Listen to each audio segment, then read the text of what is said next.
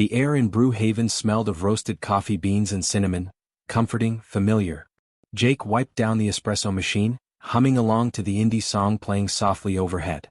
The morning rush had died down, leaving only a few customers scattered at tables, tapping on laptops or scrolling through phones.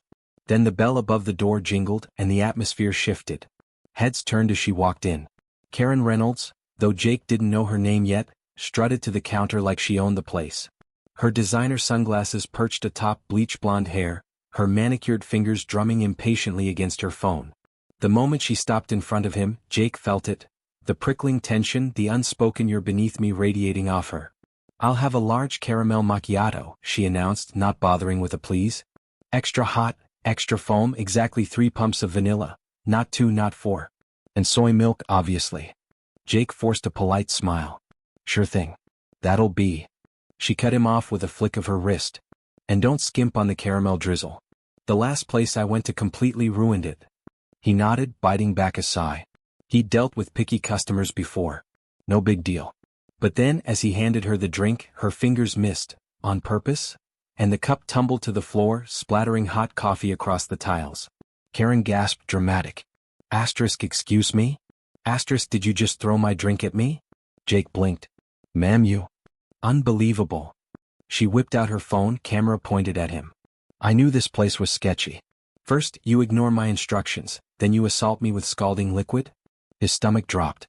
The other customers had gone silent, watching. A few pulled out their own phones. "Let me remake it for you," Jake said, voice steady despite the heat crawling up his neck. Karen scoffed. "Oh, now you want to fix it? Too late." She turned to the growing audience. "This kid just assaulted me because I asked for a decent drink." Jake's manager, Lisa, appeared from the back, her expression tight. "What's going on?" Karen launched into her tirade before Jake could speak. "Your employee just threw a drink at me. I have it all on video." She waved her phone like a weapon. "I want him fired or I'm posting this everywhere." Lisa's eyes flicked to Jake, then back to Karen. "I'm sure this is just a misunderstanding." Misunderstanding? Karen's voice sharpened. "I have third-degree burns." Her skin was untouched. "Do you know who my husband is?" Jake clenched his jaw. He'd seen this before, rich, entitled people throwing their weight around knowing no one would push back.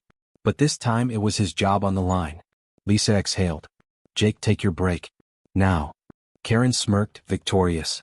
As Jake walked to the back, his hands shook, not from fear but from the slow, simmering rage building inside him. He pulled out his phone, opened Karen's now public video. "Low-life employee attacks me." The comments were already flooding in. "Disgusting. Fire him." His thumb hovered over the screen. Then he made a decision.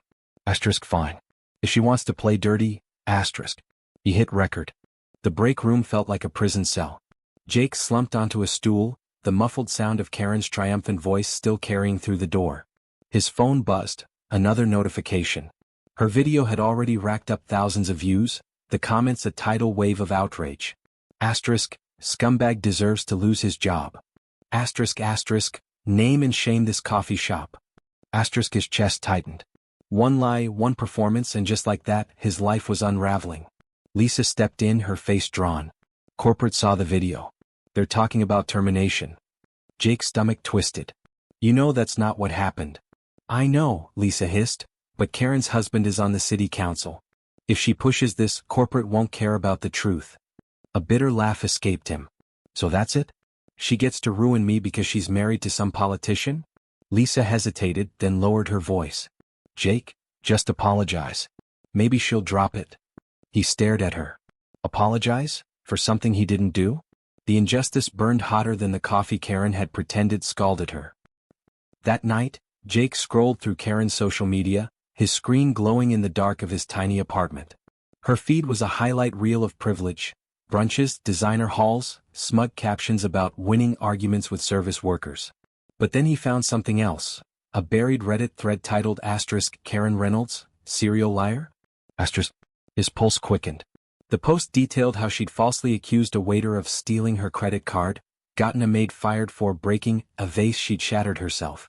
The comments were a graveyard of deleted responses, victims who tried to speak up, only to be silenced. One stuck out, Asterisk, she does this because she can. Her husband's connections get her out of everything. Asterisk. Jake's fingers hovered over the keyboard. This isn't just about me. Karen had a pattern. And if he could prove it? He dug deeper, unearthing a Yelp review from a boutique owner. Asterisk, this woman demanded a refund for a dress she wore to an event, then threatened to call IC on my staff when I refused. Asterisk, the review had been flagged and removed, but not before someone screenshot it. A plan began to form. The next morning, Jake returned to work, the weight of Karen's lie hanging over him like a storm cloud. The cafe was quieter than usual, customers eyeing him with suspicion. Then, as if summoned by his thoughts, the bell chimed, and there she was. Karen sauntered in, sunglasses perched atop her head, phone already recording. Well, you're still here? She smirked at Lisa. I thought management handled things. Jake forced his voice steady. Can I help you with something? Karen's smile turned razor sharp. Oh, I just had to come back. My followers demanded an update. She raised her voice for the room. Everyone should know what kind of establishment this is. A few customers glanced over, phones subtly lifting. Jake's skin prickled. She wasn't just here for coffee, she was here to perform. Lisa stepped forward, strained. Ms. Reynolds, maybe we can? Asterisk, maybe asterisk, you can comp my drink, Karen interrupted. Since your employee traumatized me yesterday. Jake's hands clenched. He could play along, let her humiliate him again, hope she got bored. He met her gaze. You're right. Let me make it up to you. His tone was smooth, deferential. On the house. Karen's eyes lit with victory. Too easy. As he prepared her drink, Jake's mind raced. He'd spent all night researching, connecting dots. Karen didn't just want free coffee, she craved attention, the rush of power from destroying someone. And that was her weakness. He handed her the macchiato, his voice just loud enough for nearby customers to hear. Extra caramel drizzle, just like you asked for yesterday. Karen's smile faltered. A flicker of confusion, then irritation. I never said that. Jake feigned innocence. But you did. Right before you dropped the cup. He gestured to the security camera in the corner. It's all on tape. A beat of silence. Karen's face twitched. Then she laughed, sharp and dismissive. Oh please. Like anyone would believe you over me. She turned to the room, playing to her audience. This is harassment now. But Jake saw it, the faintest tremor in her hand, the way her eyes darted to the camera. She's nervous. Lisa stepped between them. That's enough. Jake, back to work. Now. Karen shot him a triumphant glare as he walked away, but the taste of victory was already souring. Jake had planted the seed. Now he just had to make it grow. He pulled out his phone, opening a new message to the boutique owner from the Yelp review. Asterisk, I think we have a mutual problem. Let's talk. Asterisk, the game had just begun. The boutique owner, Marisol, responded faster than Jake expected. Meet me at La Rosa Cafe, 4 p.m. Don't bring your phone. The secrecy sent a jolt through him. This wasn't just gossip. This was a woman with scars. La Rosa was a quiet hole in the wall, the kind of place Karen would never step foot in. Marisol sat in the back booth, her dark eyes scanning Jake as he approached. You're the barista? Her voice was low, wary. Yeah. And you're the one Karen threatened with ice. Marisol's grip tightened around her coffee cup. She got my employee deported. Deported? Over a dress? The rage in her whisper was volcanic. You think you can take her down? Jake leaned in. Not alone, but if we find others. Marisol slid a napkin across the table. Scribbled on it were 3 names, a hotel clerk, a Uber driver, a dry cleaner. All crossed paths with Karen, all had stories. The Uber driver Raj was the first to talk. She falsely reported me for drunk driving because I refused to wait while she shopped, he spat. Lyft suspended me for a week. The hotel, clerk Naomi, showed security footage of Karen screaming about bedbugs to get a free suite upgrade. She does this monthly, Naomi muttered. Corporate always caves. Piece by piece, the puzzle grew. Karen didn't just lie, she weaponized privilege, exploiting systems designed to protect the vulnerable, and she enjoyed it, but evidence wasn't enough. They needed leverage. Jake's roommate, Dev, a lanky comp-sci major with a hacker's. Smirk, found the gold mine. Check her private Facebook group. He spun his laptop around. The screen showed Elite Consumer Justice Warriors, a cesspool of Karen's cronies bragging about scams. Pro tip, claim anaphylaxis for free meals. One post read, another, cry discrimination, instant. Manager override. And there, pinned by Karen herself. My husband's connections get us into any restaurant. DM for reservations canceled by staff. Jake's blood ran cold. This wasn't just entitlement, it was organized fraud. Dev grinned. Oh, it gets better. A few keystrokes and Karen's deleted comments surfaced. Racial slurs, boasts about suing small businesses into oblivion. She's obsessed with looking powerful, Dev said. So let's give her an audience. The trap was simple. Flatter her ego until she snapped. Jake created How Truth Seeker 2023 Bao, a faux activist account praising Karen's brave stand against Brewhaven. You're a hero, he DM'd. Meet me at Cafe Noir? I'd love to interview. You for my podcast. Karen bit immediately. Finally, someone who gets it. Noon tomorrow. Cafe Noir had no cameras, but Dev would be planted at the next table, phone recording. The second Karen strutted in, Jake knew they'd won. She held court like a queen, detailing her battles with glee. The trick is to always record, she lectured. These peasants panic when they go viral. Dev's phone caught every word. Then Jake nudged. But what if someone fights back? Karen's laugh was razor blades. Please, my husband's invincible in this town. She leaned in, conspiratorial. Last month, I got a cop fired for profiling me. Best part, he wasn't even racist. She dissolved into giggles. Dev's eyes met Jake's across the room. Got her. Editing the footage took all night. Dev spliced together Karen's worst quotes, subtitled her slurs, even dug up her husband's emails fast-tracking her fake complaints. The finale? Side-by-side clips of her victims, Marisol's trembling voice, Raj's suspended license, Naomi's security tapes. Jake uploaded it everywhere. Karen Reynolds, exposed, fraud, bigotry, and abuse of power. Hashtagged it into oblivion. .Nas cancel Karen. Your consumer fraud. Tottenham City Council scandal. Then he waited. 3 hours later, Karen's Instagram Live was a meltdown for the ages. This is defamation, she shrieked, mascara bleeding down her cheeks. My husband will sue. The comments rolled in. LOL, the receipts are literal video. Imagine being this pathetic. Bye, Karen. Jake refreshed the news. Local outlets had picked it up. The city councilman's office? No comment at this time. Dev whooped. Dude, check her Facebook group. The Elite Consumer Justice Warriors had renamed themselves We Got Played and were throwing Karen under the bus.